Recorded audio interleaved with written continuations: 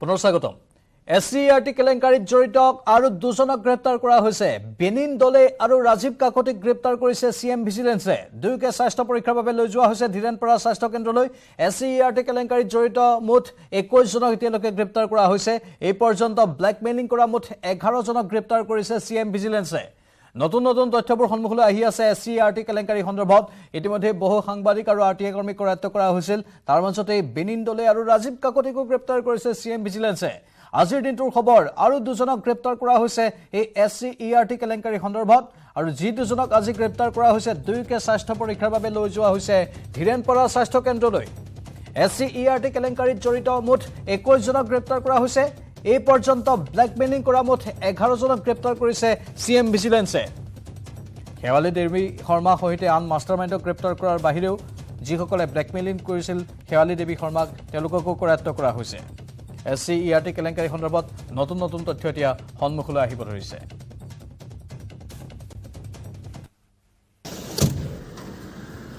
আৰু এটা কথা মই RTI কৰ্মী নহয় দেই এই কথা আপোনালোকে প্ৰভাৱ পৰিব কি হয় আপুনি মই RTI কৰ্মী নহয় আপুনি কোন হয় মই চিম্পল মানুহ এজন অনুপ দাই মোৰ একাউণ্টটো ইউজ কৰিছিলে মই ভেণ্ডৰ একাউণ্টত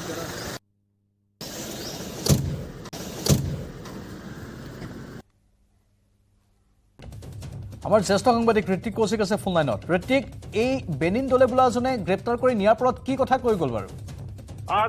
তেওঁলোক যেতিয়া CM ভিজিলেন্সত তেওঁলোকক জাননী জাৰি কৰিছিল আৰু ৰাজীৱ কাকতি আৰু বেনিন দলে তেওঁলোকে হাজিৰ হোৱাৰ পিছতে তেওঁলোকৰ একাউণ্টত যি পইচা সোমাইছিল সেই তথ্য CM ভিজিলেন্সে লাভ কৰিবলৈ সক্ষম হ'ল আৰু তাৰ পিছতে তেওঁলোকক গ্ৰেপ্তাৰ কৰিলে আৰু এই ক্ষেত্ৰত তেওঁ এটা কথা উল্লেখ কৰিছে যে তেওঁ RTI কৰ্মী নহয় তেওঁৰ একাউণ্টত অনুপ শইকীয়াই ধন ভৰাই দিছিল আৰু ৰাজীৱ কাকতিৰ ক্ষেত্ৰতো একেটাই কথা কৈছে যে অনুপে তাত ধন সোমোৱাই দিছিল আৰু তাৰ সেই ধন অনুপে তেওঁলোকৰ পৰা নগদ ধন হিচাপে লৈছিল বুলি তেওঁলোকে জনাইছে আৰু এই গোটেই বিষয়টোত কেইবাজনো বৰ্তমানলৈকে প্ৰায় 11 জন গ্ৰেপ্তাৰ হৈছে এতিয়ালৈকে আৰু সেই 11 জন গ্ৰেপ্তাৰ হোৱাৰ সময়ত অনুপ শইকীয়াই সকলোতে দেখা গৈছে যে অনুপ শইকীয়াই আছে আৰু মূলত মাষ্টাৰ মাইণ্ডৰ নিচিনা এটা যদি আমি কওঁ মাষ্টাৰ মাইণ্ড অনুপ শইকীয়া যেনেই লাগিছে বৰ্তমান সময়লৈকে কাৰণ যিমান কেইজন গ্ৰেপ্তাৰ হৈছে সকলোৰ লগতে অনুপ শইকীয়াৰ কিবা নহয় কিবা লিংক আছে ঋত্বিক অনুপ শইকীয়া বোলাজনৰ ফ্লেটতো অভিযান চলিছিল গেমছ ভিলেজত যিটো ফ্লেট আছে তেওঁৰ নামে বেনামে বিভিন্ন প্ৰান্তত সম্পত্তিও আছে তাতো অভিযান চলিছিল তাৰ পৰা কি পাইছে আৰক্ষী বা CM ভিজিলেন্সে চাওক ইয়াত যেতিয়া অভিযান চলাইছিল গ্ৰেপ্তাৰ হোৱাৰ পিছৰ দিনাখন দ্বিতীয় দিনাখন সেই অভিযান কালত আছিল যে গোটেই সম্পত্তিৰ এছেছমেণ্ট কৰা কি সম্পত্তি আছে তেওঁ এই কেলেংকাৰীটোৰ সময়ত ধন যি সময়ৰ পৰা লৈছিল সেই ধন লোৱা সময়ছোৱাৰ পিছৰ পৰা কি ক্ৰয় কৰিছিল কি সম্পত্তি আছিল কেনেধৰণে তেওঁ বসবাস কৰি আছিল ক'ত বসবাস কৰি আছিল আৰু সেই সম্পত্তিখিনিৰ মূল্য কিমান সেইখিনি জনাৰ কাৰণে অভিযান চলাইছিল আৰু সেইখিনি এতিয়া বৰ্তমান সময়ত CM ভিজিলেন্সৰ এটা দলে সেইখিনি পৰ্যবেক্ষণ কৰি আছে যে সেই গোটেই সম্পত্তিখিনিৰ ভেলুৱেশ্যন কি হ'ব বৰ্তমানৰ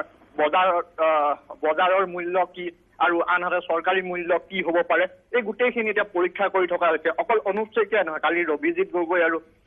পূজাৰাণী দাসৰ ঘৰতো অভিযান চলাইছিল তাতো একেটাই কথাই তেওঁলোকে চাইছে যে এই কেলেংকাৰীটো সময়ত যেতিয়া ধন লৈছিল কিমান সম্পত্তি আচলতে গঢ়িলে কি ক্ৰয় কৰিলে সেইখিনি পৰীক্ষা কৰি আছে এই অনুপ শইকীয়া বোলাজন ঋত্বিক কিমান মুখা পিন্ধা মানুহ আপুনি এবাৰ ভাবক কথাটো কাৰণ এইগৰাকী অনুপ শইকীয়াই দুৰ্নীতিত নিজেই লুতুৰি পুতুৰি আকৌ তেওঁ নিজেই দুৰ্নীতি বিৰোধী আন্তঃৰাষ্ট্ৰীয় বঁটাও কাৰোবাৰ পৰা কোনোবা এটা অখ্যাত সংগঠনৰ পৰা লাভ কৰিছিল নিশ্চিতভাৱে চাওক গোটেই ইয়াত আপুনি যদি প্ৰত্যেকজনেই RTI কৰ্মী হওক তেওঁলোকে RTI কৰি তেওঁলোকে দুৰ্নীতি উন্মোচন কৰিম বুলি তেওঁলোকে RTI কৰে আৰু সেই RTI তথ্য ভিত্তিতে ব্ল্যাকমেইলিং কৰি ধন সংগ্ৰহ কৰে আৰু এইসকল লোকে একাংশ নামী বেনামী সংগঠনৰ দ্বাৰা ধনৰ বিনিময়ত বঁটাও লয় হয় আজিৰ দিনটোৰ এইটোৱে আপডেট বেনিন দলে আৰু আন এজনক আজি কৰায়ত্ব কৰা হৈছে আৰু ইমানতে 21 জনলৈকে এতিয়া মুঠ কৰায়ত্ব হৈছে ব্ল্যাকমেইলিং কৰা 11 জন আৰু মূল যি কেইজন কালপ্ৰিট তেওঁলোকৰ সৈতে 21 জন আৰু আটক হোৱাৰ সম্ভাৱনা আছে নে নাই ঋত্বিক চব আছে আৰু কেইবাজনো লোকক জাননী জাৰি কৰা হৈছে সেই লোকসকল বৰ্তমান আহি পোৱা নাই আৰু যদি আহি পায় আৰু তেওঁলোকৰ বিৰুদ্ধে একাউণ্টত ধন সোমোৱাৰ তথ্য প্ৰমাণ থাকে তেন্তে তেওঁলোককো নিশ্চিতভাৱে গ্ৰেপ্তাৰ কৰিব। আজিৰ দিনটোত চাওক পূৰ্বতে দুগৰাকী সাংবাদিক আৰু অনুপ শইকীয়া আৰু ৰবিজিৎ গগৈ গ্ৰেপ্তাৰৰ পিছত যোৱাকালিও 4গৰাকীক গ্ৰেপ্তাৰ কৰিছে আৰু আজিৰ দিনত 2গৰাকী গ্ৰেপ্তাৰ কৰিছে আৰু আজি হয়তো আটাইকেইগৰাকীকে আজি 8গৰাকীক বৰ্তমানলৈকে 8গৰাকীক আদালতত হাজিৰ কৰোৱা হ'ব। তাৰে 4গৰাকী ইতিমধ্যে আৰক্ষীৰ জিম্মাত আছিল আৰু বাকী 4গৰাকীক আজি আদালতত হাজিৰ কৰাই পুনৰ জিম্মা বিচাৰিব। ধন্যবাদ ঋতিক, এইখিনি তথ্যৰ বাবে পৰৱৰ্তী সময়ত আমি অধিক তথ্যৰ বাবে পুনৰ যোগাযোগ কৰিম। কিন্তু SCERT কেলেংকাৰী সন্দৰ্ভত নতুন নতুন তথ্য সন্মুখলৈ আহি আছে। ইতিমধ্যে আজি দিনটোত 2জনক এতিয়ালৈকে গ্ৰেপ্তাৰ কৰা হৈছে। বেনিন দলে আৰু ৰাজীৱ কাকতি তেওঁলোকৰ নাম। দুয়োকে স্বাস্থ্য পৰীক্ষাৰ বাবে ধীৰেনপাৰা স্বাস্থ্য কেন্দ্ৰলৈ লৈ যোৱা হৈছিল। SCERT কেলেংকাৰীত জড়িত মুঠ 21জনক এতিয়ালৈকে গ্ৰেপ্তাৰ কৰা হৈছে। শুকুৰবাৰে গ্ৰেপ্তাৰ কৰিছিল 4জনক। এই পৰ্যন্ত ব্লেকমেইলিং কৰা মুঠ 11জনক গ্ৰেপ্তাৰ কৰিছে CM ভিজিলেন্সে।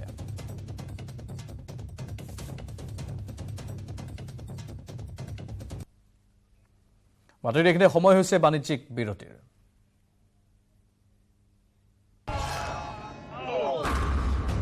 Maithon strong, Maithon steel, নিৰ্মাণৰ মানদণ্ড।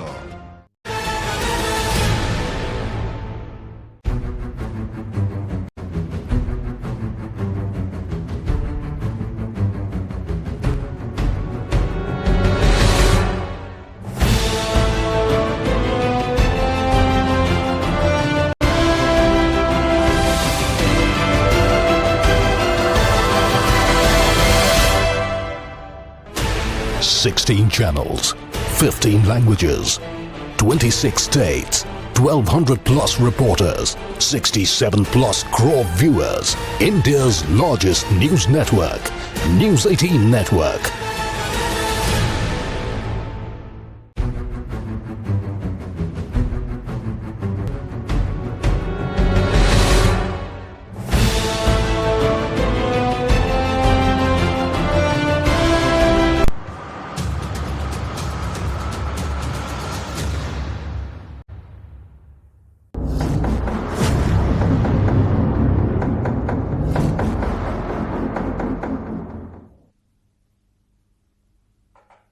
হয়, প্ৰচণ্ড গৰমে দহিছে ৰাজ্যবাসীক। যোৱা দুদিনত ৰাজ্যত সৰ্বোচ্চ উষ্ণতা বৃদ্ধি পাইছে 38 ডিগ্ৰীলৈ। উৎকট গৰমৰ বাবে নগাঁও জিলাত সলনি কৰা হৈছে বিদ্যালয়সমূহৰ পাঠদানৰ সময়সূচী।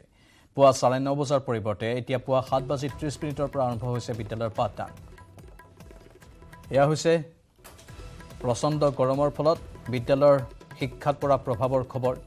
প্ৰচণ্ড গৰমে দহিছে ৰাজ্যবাসীক। যোৱা দুদিনত ৰাজ্যত সৰ্বোচ্চ তাপমাত্ৰা বৃদ্ধি পাইছে 38 ডিগ্ৰী চেলছিয়াছলৈ। উৎকট গৰমৰ বাবে নগাঁও জিলাত সলনি কৰা হৈছে বিদ্যালয়সমূহৰ পাঠদানৰ সময়সূচী। পুৱা 9:30 বজাৰ পৰিৱৰ্তে এতিয়া পুৱা 7:30 পৰা আৰম্ভ হৈছে বিদ্যালয়সমূহৰ পাঠদান। নগাঁৱৰ পৰা আমাৰ সাংবাদিক নীলোৎপল বৰাই এক প্ৰতিবেদন যুগুতাইছে, আগবঢ়াইছোঁ। প্ৰচণ্ড গৰমৰ বাবে আমি কৈছোঁ যে পুৱা 7:30 বজাৰ পৰা নগাঁৱৰ সকলো শিক্ষানুষ্ঠান খোলা হ'ব। শুক্ৰবাৰ দিনত 2গৰাকীকৈ ছাত্ৰী নগাঁৱৰ 2খনকৈ বিদ্যালয়ত অসুস্থ হৈ পৰিছিল। তাৰপিছতে জিলা উপায়ুক্তই সিদ্ধান্ত গ্ৰহণ কৰিছে। আপুনি বাইদেউ শিক্ষয়িত্ৰী নেকি? মই বাইদেউ আপোনাৰ মাজত চেষ্টা কৰিম। আজিৰ পৰা ৰাতিপুৱা 7:30 পৰা স্কুল দিছে, নতুন সময়সূচী। কালি কলংপাৰ বিদ্যাপীঠ আৰু চামগুৰি 2গৰাকী ছাত্ৰী অসুস্থ হৈছিলে। গৰমৰ যিটো তাপমাত্ৰাটো খুবেই বৃদ্ধি হৈছে, তাৰ বাবে ডিহাইড্ৰেশ্যন হৈছে আৰু ল'ৰা ছোৱালী যিহেতু এটা ৰুমতে গোটেইখিনি ল'ৰা ছোৱালী একেলগে থাকিব লগা হয়। মই খুবেই ভাল পাইছোঁ এই 7:30 যিটো নিয়ম কৰিছে। এটা বতাহ বা এটা ঠাণ্ডাৰ এটা অলপ হেৰি থাকে, তো এই পৰিৱেশত তেওঁলোকে মাইণ্ডটো অলপ মানে কনচিয়াছ হয়। মই এইটো ভালেই পাইছোঁ বাৰু 7:30 পৰা হোৱাৰ বাবে। ধন্যবাদ। হয়, মই দেখুৱাইছোঁ। মই এগৰাকী অভিভাৱক আছে। আপুনি আপোনাৰ ছোৱালী ইয়াত পঢ়ে, কোন ক্লাছত পঢ়ে? 6। আজি ৰাতিপুৱা 7:30 টাইমিং কৰিছে। অসুবিধাটো একো নাই? নাই, অসুবিধা একো নাই, ভাল লাগিছে। 7:30 বজাত ক্লাছটো কৰিছে কাৰণে গৰমৰ অভাৱত বহুত গৰম পৰিছে, ল'ৰা ছোৱালী মাথা ঘূৰাই পৰিব লৈছে, খাব লৈছে নাই, তো ভালেই পাইছোঁ 7:30 ক্লাছটো হোৱাৰ কাৰণে। নিশ্চয় মই দেখুৱাইছোঁ এগৰাকী অভিভাৱক। তেওঁলোকৰ আপোনাৰ কোন ক্লাছত পঢ়ে আপোনাৰ ছোৱালী? 6ত পঢ়ে। মই দেখুৱাইছোঁ এইবিলাক ছাত্ৰী বৰ্তমান পুৱা 7:30 বজাত আজিৰ পৰা যিটো পাঠদান আৰম্ভ হ'ব, তেওঁলোক আহি পেলাই ইয়াত উপস্থিত হৈছেহি মই আপুনি অভিভাৱক হয় মই অভিভাৱক আপোনালোকৰ ল'ৰা ছোৱালী ছোৱালী আমাৰ ছোৱালী কোন ক্লাছত 9ত আজি 7:30 যে স্কুল দিছে হয় নাই এইটো ৰাতি আমি মেছেজ পাইছোঁ প্ৰিন্সিপাল মেছেজ দিছে গ্ৰুপত দি দিছে হয় 7:30 স্কুল বহিব বুলি মেছেজ পাইছোঁ যথেষ্ট সুবিধা হ'ব অকণমান না এইটো সুবিধা বুলি ভাবোঁ কাৰণ যথেষ্ট গৰম পৰিছে হয় কাৰণ যথেষ্ট গৰম পৰিছে গতিকে সোনকালে দিয়াটো মানে আমিও আমাৰ বোধেৰে ভালেই হ'ব বুলি ভাবোঁ আৰু হয় হয় নিশ্চয় মই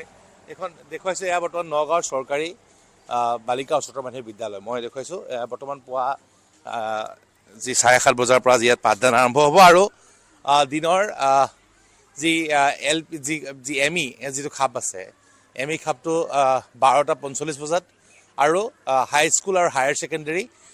1:15 ইয়াত ছুটি দিয়া হ'ব আৰু এইদৰে নগাঁৱৰ প্ৰতিখন বিদ্যালয়তে আজি পুৱা আজি প্ৰচণ্ড গৰমৰ বাবে ইয়াত এইদৰে বৰ্তমান দেখিবলৈ পোৱা গৈছে যে সময়সূচী সলনি কৰা হৈছে আৰু 7:30 বজাৰ পৰা প্ৰতিখন চৰকাৰী বিদ্যালয় যি পাঠদান আৰম্ভ হ'ব এয়া আছিল নগাঁৱৰ খবৰ আনফালে অত্যধিক গৰমৰ বাবে সমস্যাত ভুগিছে ৰাজ্যৰ সকলো ছাত্ৰ ছাত্ৰী মহানগৰীৰ হেঙেৰাবাৰী প্ৰাথমিক বিদ্যালয়তো উৎকট গৰমৰ বাবে পাঠদানত অসুবিধাত পৰিছে কণ কণ ছাত্ৰ ছাত্ৰীসকল